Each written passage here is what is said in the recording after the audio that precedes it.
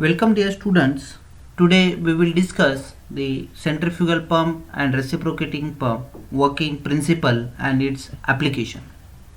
So in many situations one has to lift the water to the higher level, for example for irrigation where land is at higher level than the source, and for this purpose we require the pump and pumps are used. These pumps converts mechanical energy into hydraulic energy.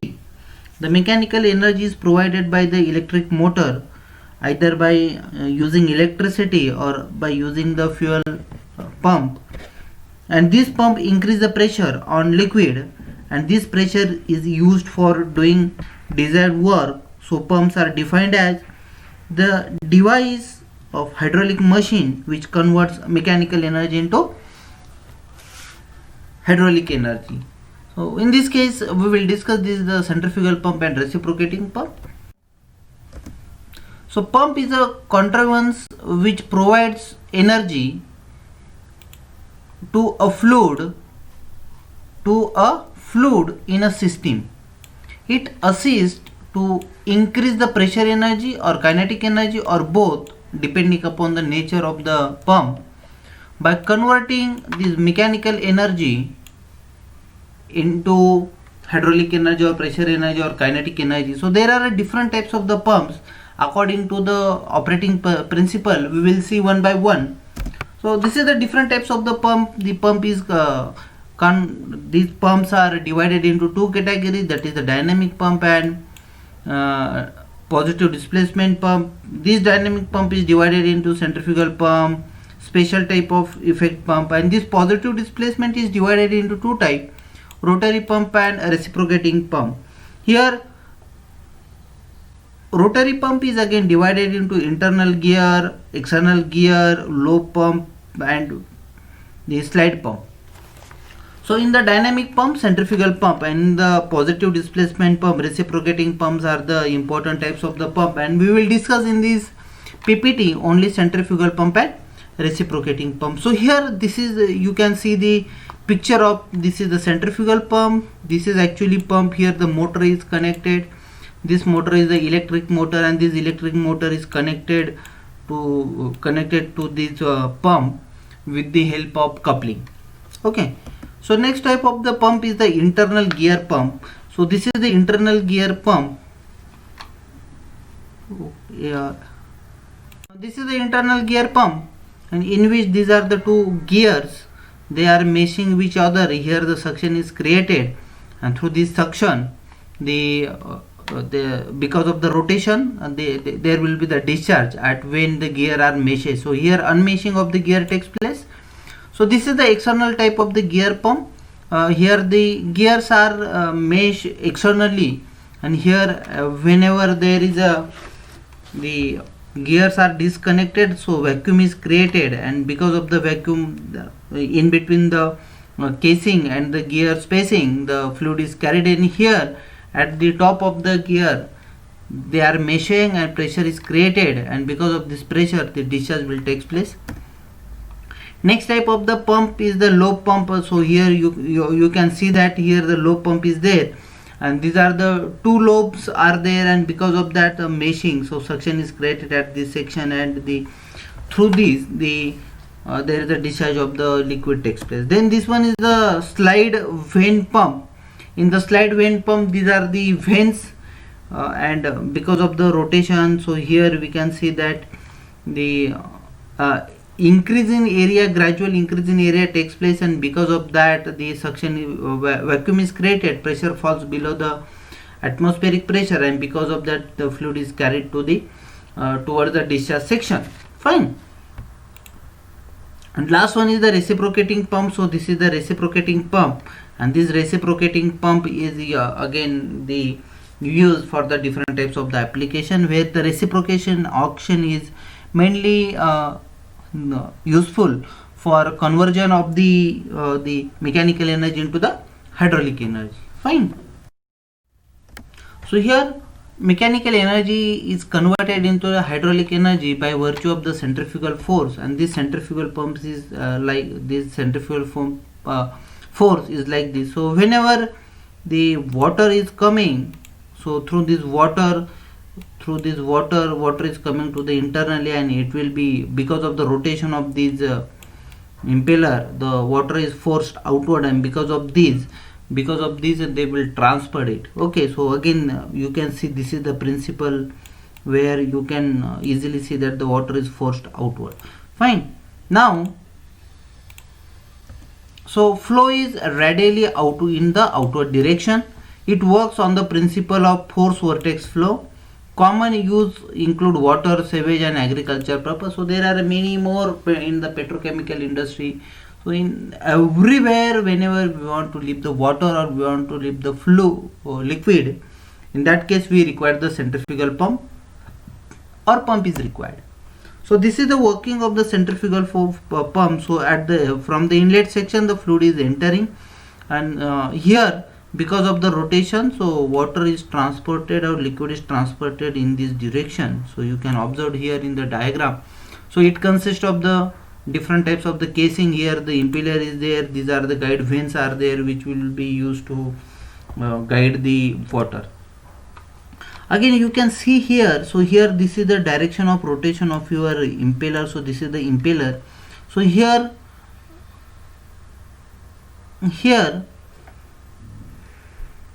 the water is transported from the reservoir to the upper section. So you can observe in the given animation. So here again you can see that there is a transportation of the water takes place.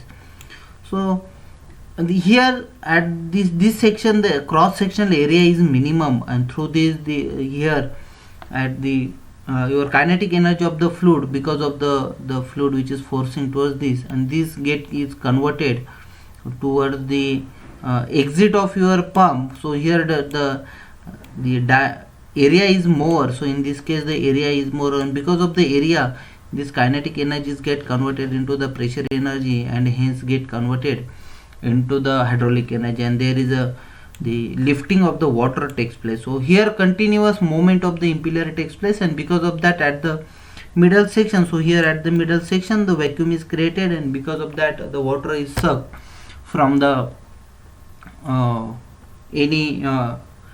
now. So what is the working principle of the this your centrifugal pump? So it works on the principle of vortex flow, means when a certain mass of a fluid is rotated by means of the external torque or external device, rise in pressure head takes place. So you know that in the last slide we discussed that whenever there is a rotation of the takes place, and because of that pressure energy gets increased, conversion of energy occurred by virtue of two main parts of a pump. So here there are two main components are there. So first one is the impeller and second one is the casing. Impeller converts driver energy into kinetic energy, and diffuser converts kinetic energy into the pressure. And diffuser is nothing but having the increase the cross section. Okay, so here if you see here, so at the water is be transported, it will be like this, it will be transported like this, and at the center water is coming here. So fluid enters the pump through the eye of the impeller. So here because vacuum is created at the eye of impeller, because of the continuously the certain mass of the fluid is rotated, and because of that the vacuum is created and the water is sucked here at the center of the pump. We call it as the eye of the pump. So here again if you see the another example, so this is the electric motor, and this electric motor is coupled to your pump, and in this way from the center water is coming and it will be moved towards the outer side. So this is the impeller. So we can see here this is the impeller will be rotated by means of the coupling which is provided to the electric motor. Now the main component of the centrifugal pump is the impeller. This is the first component. Second one is the casing, suction pipe, footfall and strainer, and delivery pipe.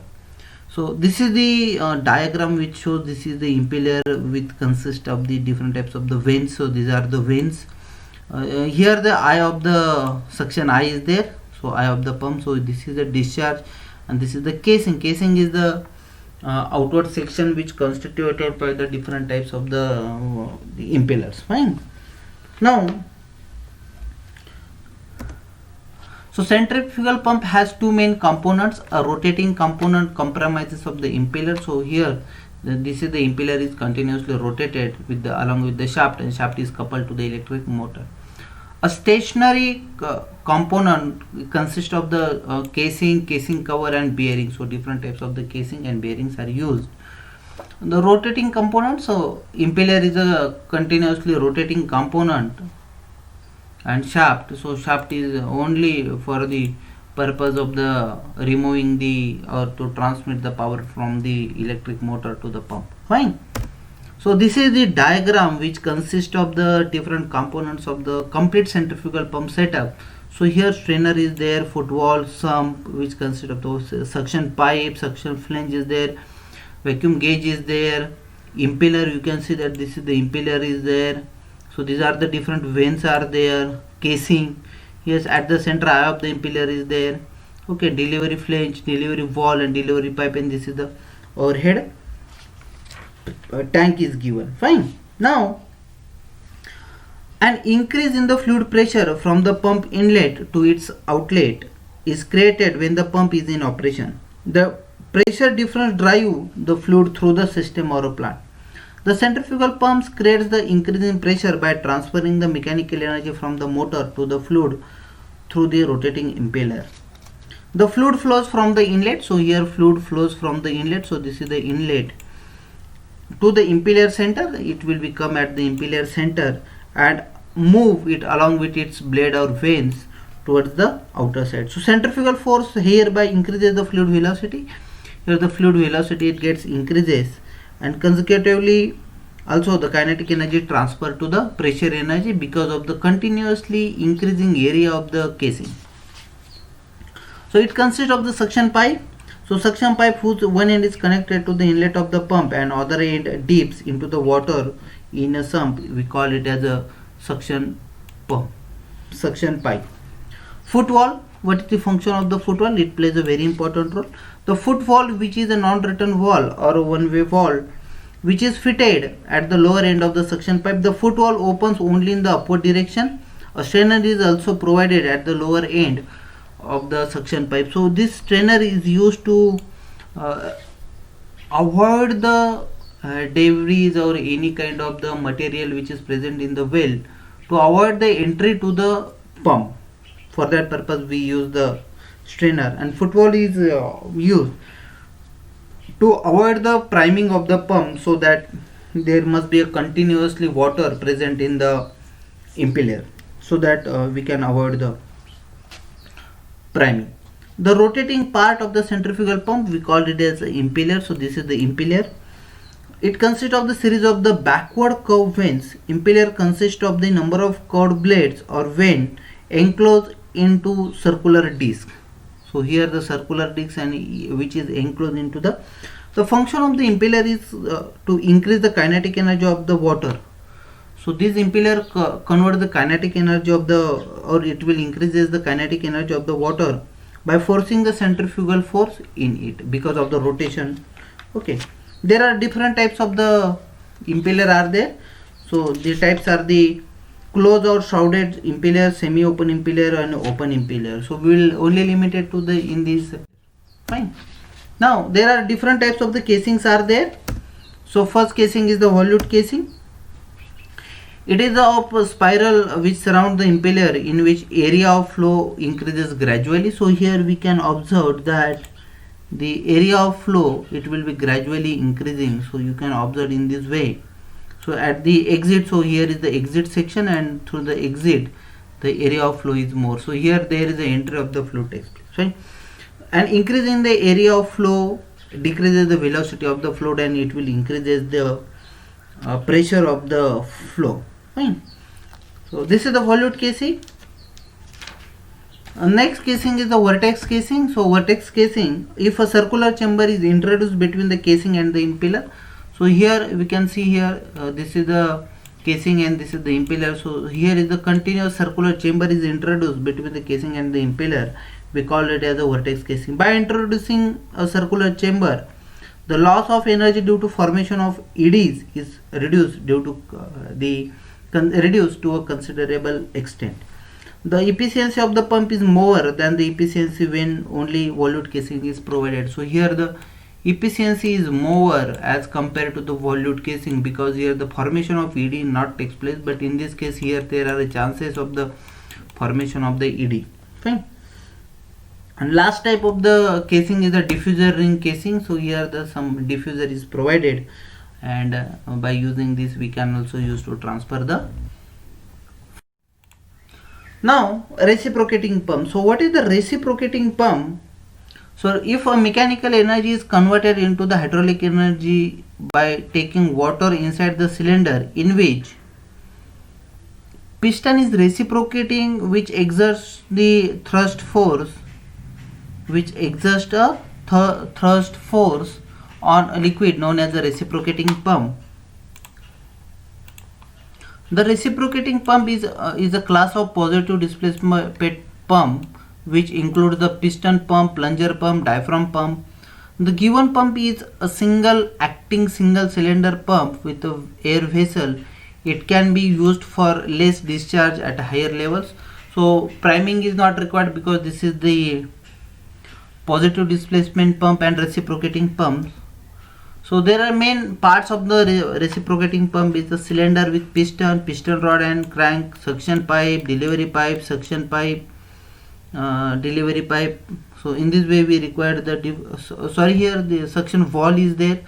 So instead of the pipe we have the suction valve, and this is also delivery valve. So two valves, that is suction valve and the delivery valve, two pipes, suction pipe and delivery pipe. So in this diagram or in this animation you can observe that. So this is the connecting rod which is connected to the crankshaft, and this is the piston. The piston is guided along inside the cylinder. So this is the cylinder, and whenever piston is moving towards the right side of the cylinder, so here the piston in this portion, so here the vacuum is created, and because of that the liquid is sucked from the well. And once the piston is reached to the extreme right side, so valve is get closed because this is the only one way valve.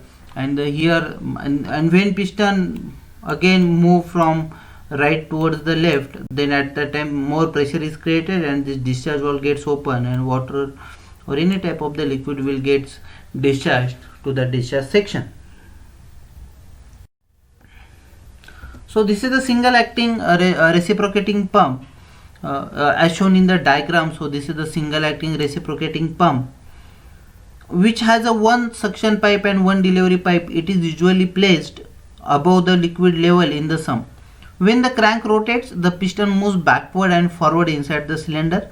The pump operates as follows. Let us suppose the initially crank is at the IDC. So let's suppose crank is at here, and crank rotates in clockwise direction, so it will be rotated in this direction. As crank rotates, the piston move towards the right. So when crank is rotated in this direction, piston move in the right direction.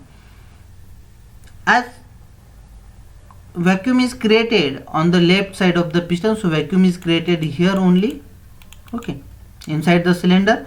The vacuum causes suction valve to open, and consecutively the liquid is forced from the sump into the left side of the piston. And when crank is at the outer dead center, so when crank is here at ODC, the suction stroke is completed and the left side of the cylinder is full of liquid. So when crank is rotated to the 180-degree revolution, then here the fully liquid is present. And when crank further turns from ODC to IDC, so when crank is rotated from ODC to IDC, the piston moves inward to the left. So piston tries to move towards the left side. So this piston tries to move in the left side, which built up the pressure in the cylinder, and delivery valve opens and the liquid forced into the delivery pipe, and the liquid is carried to the discharge tank to the delivery pipe. So in this way the single acting reciprocating works. So now there is a double acting reciprocating pump is also there. So in the diagram which can show that there are two delivery pipes and two suction pipes are there, and the suction and delivery strokes occur simultaneously when crank rotates from IDC. So from IDC to ODC, So here from IDC to ODC. In the clockwise direction, a vacuum is created on the vacuum is created in the left side of the piston, and the liquid is sucked from the pump through the valve S1. So liquid will be coming to the inside the cylinder from the suction valve S1. At the same time, liquid on the right side. At the same time, liquid is present on the right side of the piston. Is pressed and high pressure causes delivery valve is open. That is delivery valve D2 is open, and liquid is passed to the discharge tank. Okay, the operation continues till the crank reaches to the IDC. So when ODC. So when your crank comes to at ODC, then the operation gets stopped. That means simultaneously suction S1 and discharge D2 will be takes place. Further rotation, that is from the ODC to IDC, liquid is sucked from the sump through the suction valve S2. When it will be travel from ODC to IDC, then the suction from S2 and discharge from D1 will be takes place. The piston is in the extreme late position, and this one cycle is completed. As the crank further rotates, cycle is repeated.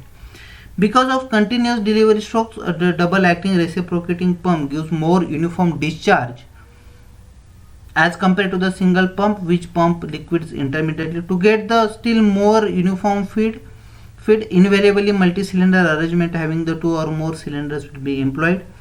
So we can see that the variation of the discharge through the delivery pipe QD and crank angle theta for single acting and double acting reciprocating pump. So if you see here in the first 180 degree revolution, so your suction will be takes place, and next for the next 180 there is a delivery stroke will be there. But in the double acting reciprocating pump, so at the first section the suction is also created. So here suction is created, and simultaneously for the same